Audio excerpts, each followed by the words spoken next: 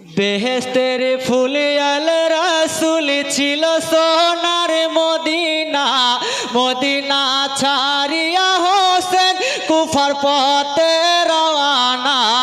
বেহেশতের ফুল আলে রাসূল ছিল সোনার মদিনা, মদিনা ছাড়িয়া হোসেন কুফার পথে রওয়ানা। ও হাই মদিনা রহি মুমিনগণ শোনো ভাই গো, হোসেনা হে মোদের ছেড়ে যেও না গো খালি করে মদিনা।